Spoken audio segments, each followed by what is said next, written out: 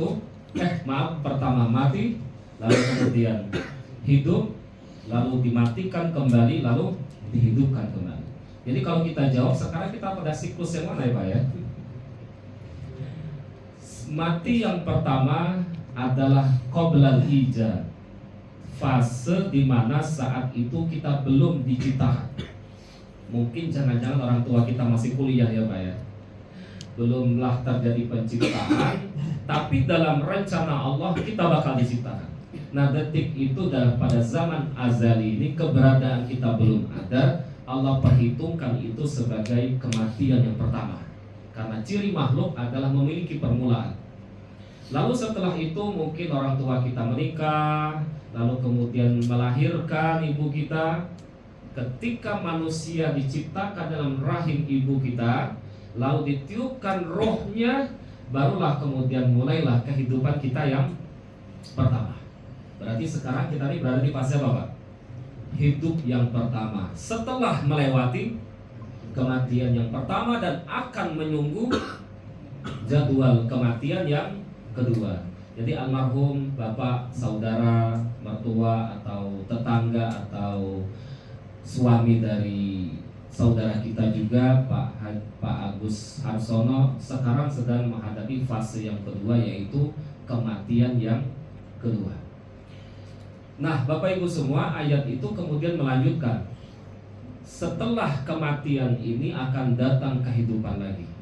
Nah di kehidupan itu nanti kemudian tidak ada lagi kematian, yang adalah khalidina fiha abada. Apakah kelak nanti kita di tempat yang diridhoi oleh Allah?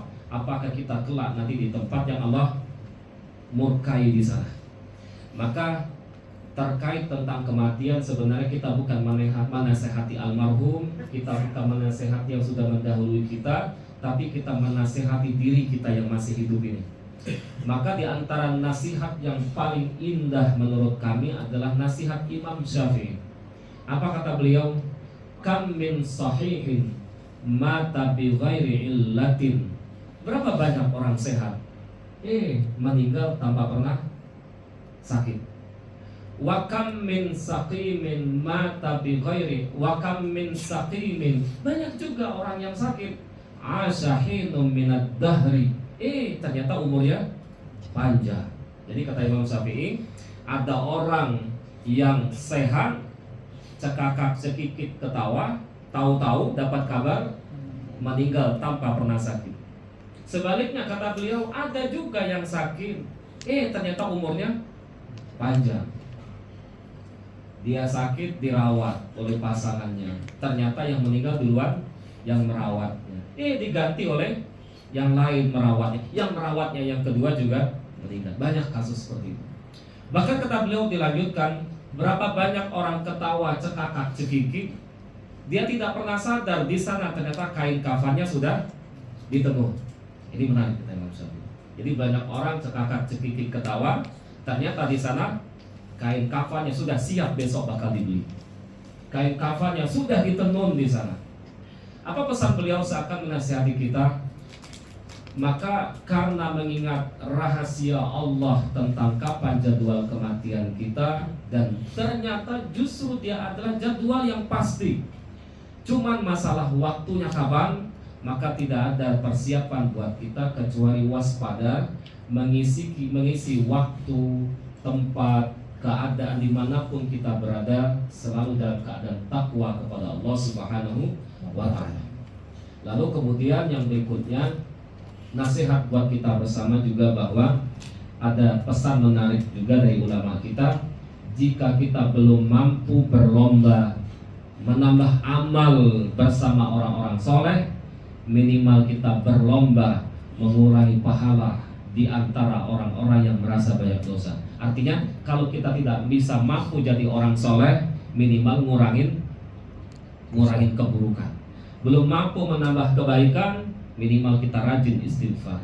Di antara cara kita supaya apa tadi?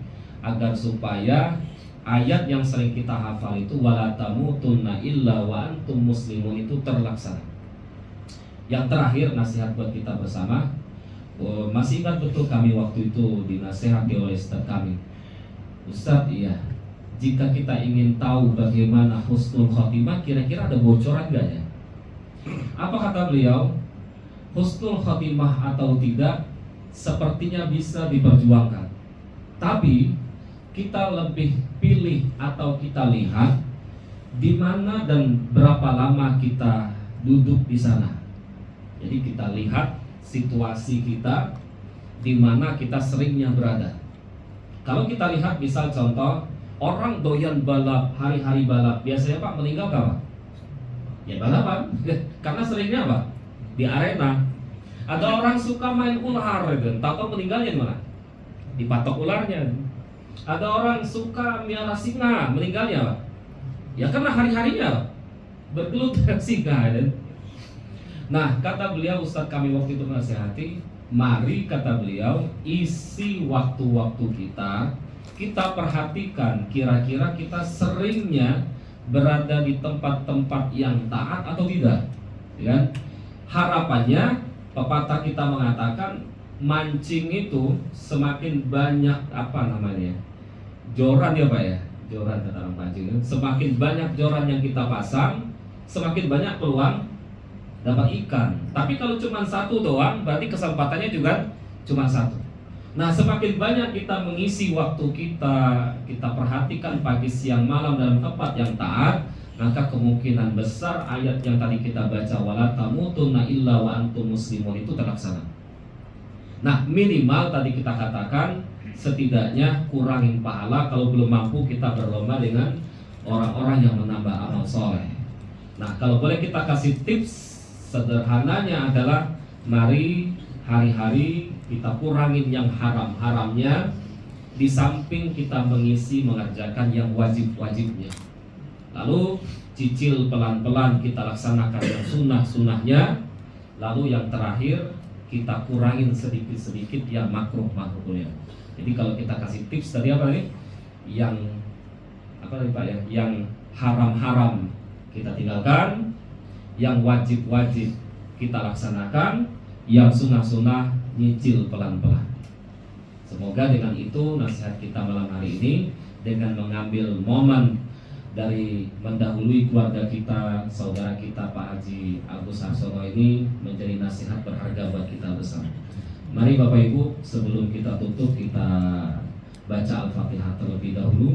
Kita doakan almarhum, semoga beliau Allah angkat derajatnya di sana.